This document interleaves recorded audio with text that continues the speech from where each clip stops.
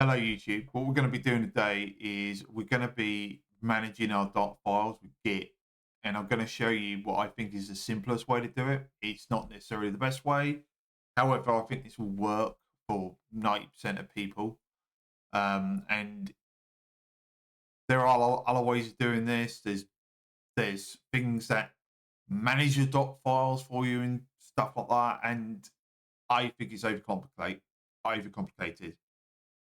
So I'm just going to show you the easiest way to do it. But the first thing I'm going to do is install bash completion package, because I have forgotten to install it in the earlier videos because it's just easy to forget about. And all this package does, it says here, the bash completion extends. Bash is standard completion behavior to achieve complex command lines, just a few keystrokes. The project was conceived to produce programmable completion routines for the most common Linux and Unix commands. Now, reducing the amount of typing sysadmins and programmers need to do on a daily basis. I'm not sure that's really true. However, this is a very small package. It's 230 kilobytes, and it just goes and adds in all these completions. This is the list of files that it installs, and these are, I think, they're just all completions for all these different programs, and you're likely to be using a lot of these, especially if you're a developer or you're doing anything on the command line really regularly. This is worth installing. So we're going to install that, and then sudo apt install bash completion, and that's installed. Now this gets run as part of your bashrc. So if I just have a look at my bashrc and I go down to here, you see that it looks for the bash completion and essentially sources the bash completion script. So you can actually look at this if you wanted to. So you could do what was the so I'm just gonna copy that, and I'm just gonna go cd cat that, and this is just looks like it's a shell script, which is what I would expect, to be honest. This is just a shell script that installs in the system, and basically it looks for that and sources it. So this will come into this if statement as it executes the bashrc and source that and add to the completions. So that's like a kind of an easy win. You don't really have to do anything else. It's already, or Debian already has it there for you in the default bashrc that it gives you when you set up your user. So we're just going to quit out this quick. Now that's installed. I'm going to show you how to manage your dot files. And what I'm going to do is I'm going to make a directory called Dotfiles. And we're going to seed into this directory, and obviously nothing in there. I'm just going to go git in it. And I haven't actually got a git config. Well, I'm not going to bother setting one up today because that's fine. It set me up a default branch called master, which is perfect. What I'm going to do is I'm going to copy the bashrc to, sorry, I'm just going to copy this bashrc to .files.bashrc to .files bashrc. So if I look in here, there should be that file there, and we do the same for some of the other files we edited. So the other one in the previous video would be the vimrc, and we just copy that to vimrc, and we copy I think it's the npmrc, if I remember correctly. Yep. So it's the .files npmrc, and we do ls all of those files are in there. And if we just cat one of them, let's just check the contents. Right, that's what we'd expect. Then I'm going to just open up another terminal. Actually, just clear that and cd. Make sure we're in the home directory.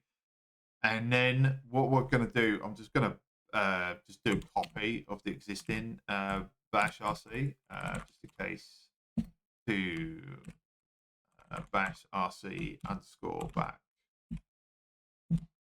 And the same with the npm rc.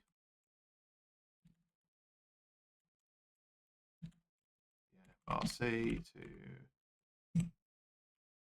npm rc underscore back.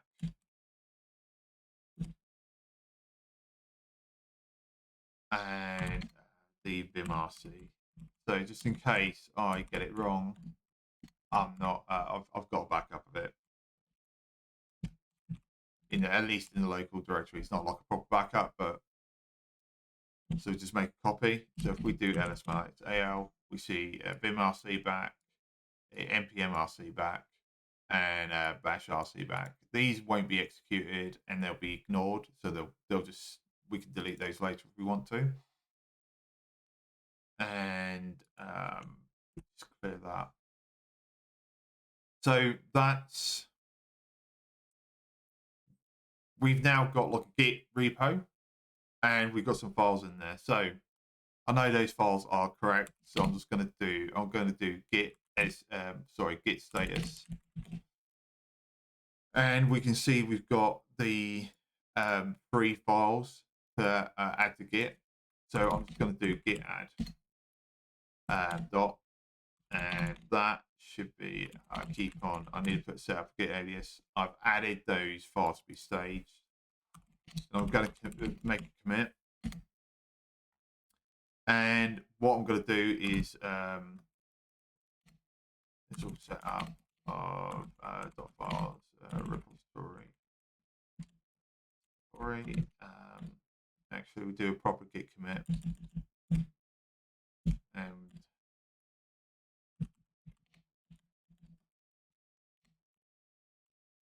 so initial commit,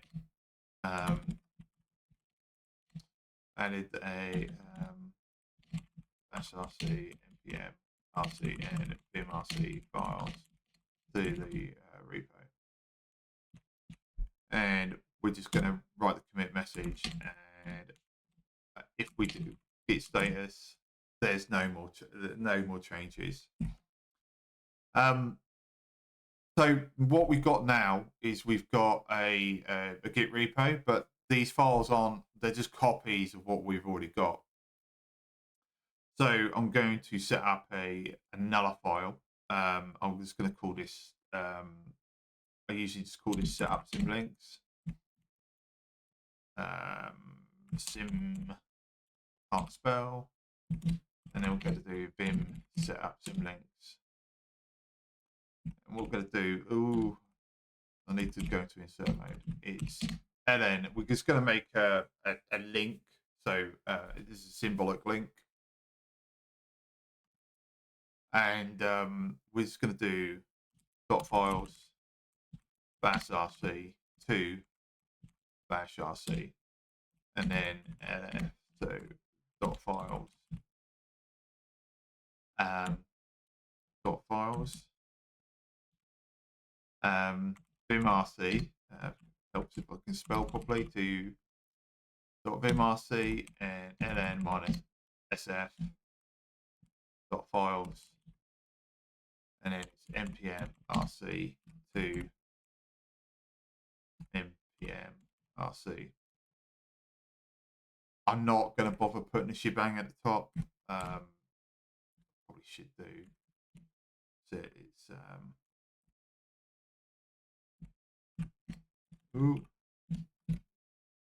can't remember how it goes. Is it bin bash? So I'm just going to write that and quit. And the command plus x set up symlinks. And do can't type today. So if we do and we do ls -al. These are now symlinks. So any changes I make to the bashrc in that .files, it's pointing to that file. So I'm going to just to demonstrate this to you. What we're going to do is we're going to cd vim .files.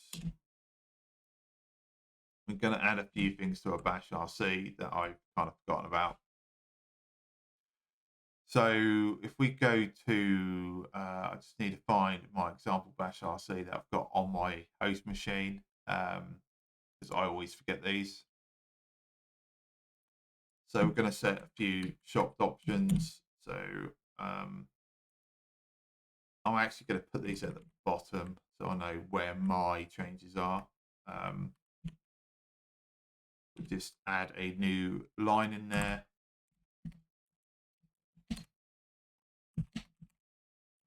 Autocd. I'll right click that. And I do, I'll just do cat bashrc. You can see that change is reflected. So I edited this file, which is in the Git repo, and then you can see that it's actually in there. So if I do a source on the bashrc now, and I'll do ... it autocds, which is exactly what I wanted to do.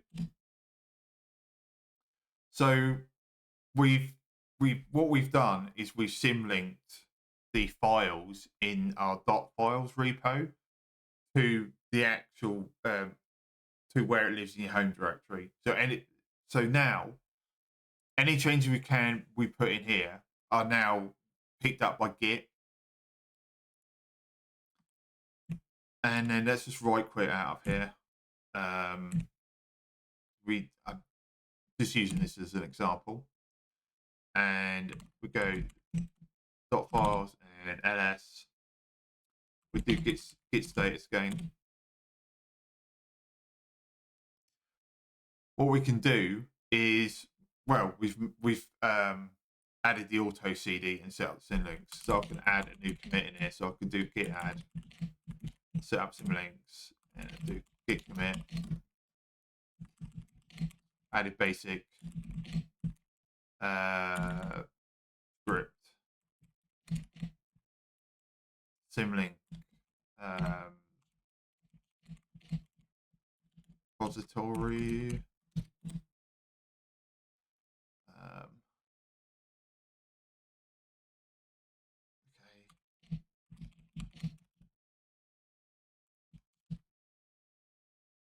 Git comes up with this annoying message. I think did it actually do the commit? Yeah. Okay. I don't care then. I'm not going to set that yet.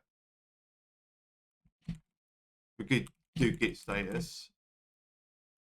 I have git st set as my shorthand for git status, so I've got a lot of muscle memory where I want to type git st, and we're going to set up a new symlink with some basic gitconfig stuff. So the next one we need to do is we do git diff. It will show the change that we just made, and I'm just going to do git add bashrc.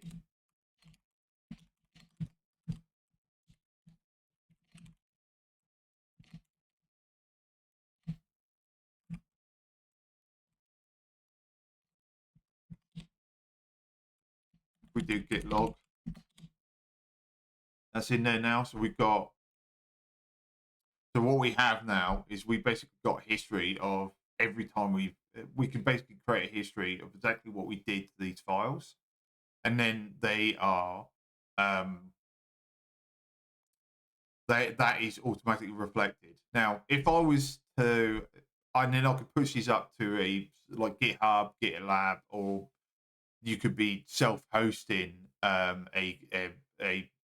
Git repository on your Raspberry Pi or anywhere, what I can do is basically just push these up. And if I have to reset up my machine, I don't have to go and manually add all these environment variables and settings. I'll just pull down the Git repo and source the bashrc, and you're done.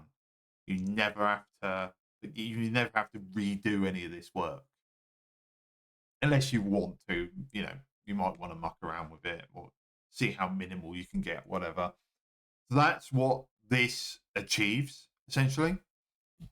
And what we're going to do is we're going to add a git config now. So what I'm going to do is I'm going to do touch git config, and I'm just going to add some aliases. So what we're going to do is we're just going to get vim git config, and we're going to do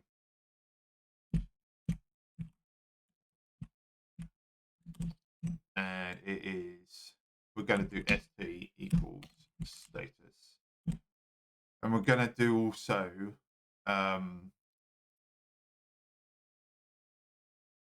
no, actually, I think I'm just going to do we can add in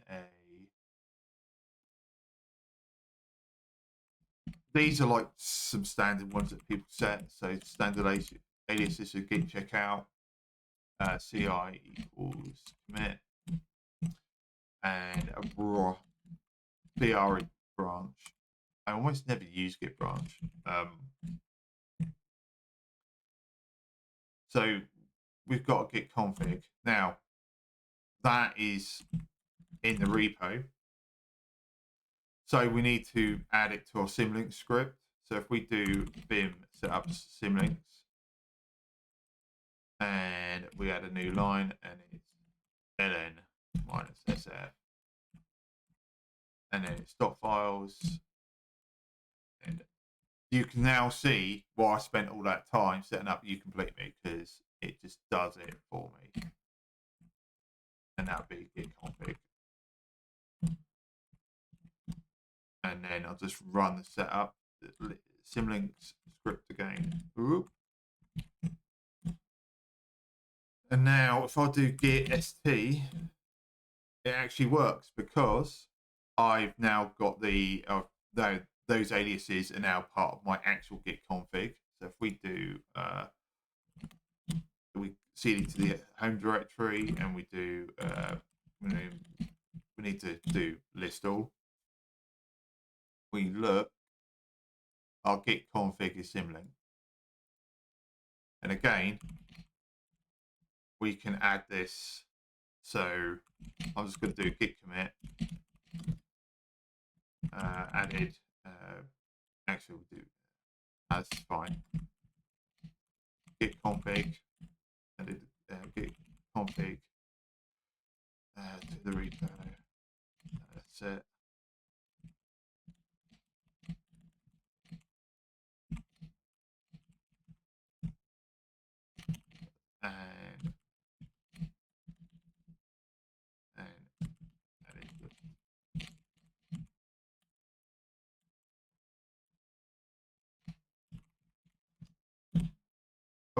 And did git add. That's a bit stupid. So first you always need to do git add, and then we just run git commit again. Do git log. There we go. And that is how you manage your Dotfiles easily. Now, there are other ways of doing it. There's various advantages and disadvantages, but this is the simplest way I've managed to work out how to do it. And I honestly think that other sort of like tutorials make it a little bit too complicated. And this is super simple. It uses Git. And for a developer such as me, who's familiar with Git and is somewhat familiar with Bash and Vim, this does exactly what I want it to. So I think we're going to be leaving the video there. I think this series is pretty much done, and we'll be doing some more interesting things. I made this series for some friends essentially, and because I got asked a lot of questions, and I think this is basically all the sort of like knowledge about how I use the system um, is now sort of like documented in video form. Um, Outside of more specific and more esoteric use cases that we may get into later. But for now, this will be the end of this series of videos, and we'll be doing some more things. So hopefully see you in the future. Bye bye.